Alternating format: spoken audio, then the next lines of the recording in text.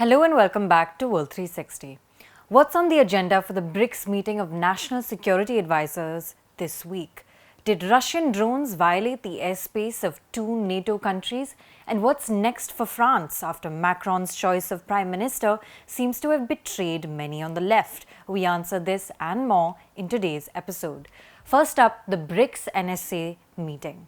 As you know, the BRICS countries comprise of India, China, Russia and others, and BRICS is increasingly being viewed as a counter to Western-led multilateral groupings. Already, we've seen this grouping start to expand after non-Western states like Iran, Egypt, Ethiopia and UAE joined as new members in January.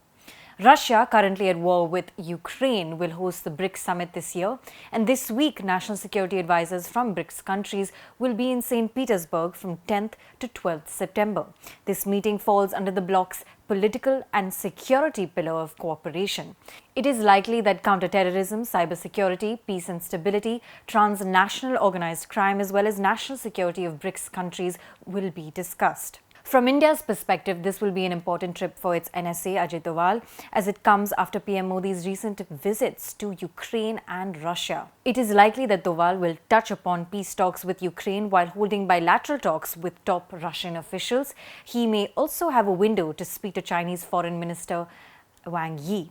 External Affairs Minister S. Jaishankar already met Wang Yi twice in the month of July on the sidelines of multilateral meetings, where the ongoing border standoff between India and China was discussed. It remains to be seen whether Doval will discuss the situation along the line of actual control with Wang Yi this week in St. Petersburg. Last July, Doval actually did meet Wang Yi on the sidelines of the BRICS NSA's meeting in South Africa. During this, the Indian side emphasized the importance of restoring peace and tranquility in the border areas so as to remove impediments to normalcy in bilateral relations. Recent years have seen BRICS NSAs highlight three main issues when they meet. The first is the threat of terrorism. Ajit Doval made a big push for addressing this at last year's meeting. At the time, he said terrorism remains one of the key threats to national peace and security, and that terror organizations in the Afghanistan-Pakistan region continue to operate with impunity. Security threats in cyber, maritime and space domains have also emerged as key issues in recent years of BRICS NSA meetings. Non-traditional challenges of food, water and energy security are also likely to feature in this year's meeting, as the Ukraine and Gaza wars continue to add strain to the global economy and supply chains. IT security and countering narco crime in the region will also likely be part of the agenda of the talks. For our second topic, we're looking at Europe, where two NATO member countries have claimed that Russian drones invaded their airspace. Latvia and Romania, NATO members who are allies of Ukraine, have made the startling claim that Russian drones violated their airspace. Latvia said one drone crashed in the eastern part of its territory in a district called Rezekne, which is located 85 kilometers from the Belarusian border. Further, Latvia also said this was an Iranian-designed Shahed drone equipped with explosives. Latvian armed forces said the explosive warhead fell half a meter deep into the ground and was neutralized on the spot, avoiding detonation. It appears the target was not Latvia, but rather that the drone waded into Latvian territory. Romania, meanwhile, said the Russian drone entered its airspace during nighttime attacks across the Danube River in neighboring Ukraine. Now, this is not the first time that NATO members have accused Russia of violating their airspaces. Earlier this year, Poland said it recorded at least 2 cases of its airspace being violated by Russian missiles or drones attacking Ukraine. However, it should be noted that last week, the Poland government appeared to be backtracking on some of these claims after a 10-day analysis and search for the drone produced no results. Poland has been on high alert for possible incursions on its airspace resulting from Russian attacks on neighboring Ukraine. But in August, after an object thought to be a drone appeared on its radars, Poland was then questioned as to why this object had not been shot down. First, the army had said due to weather conditions, this object could not be found, but even 10 days later, it had not been uncovered.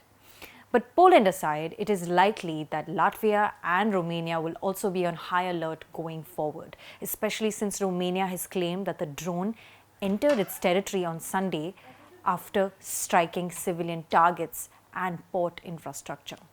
Ukraine's new Foreign Minister Andrei Sybiha has taken note of these developments, saying this calls for all the more concrete action from Ukraine's allies going forward.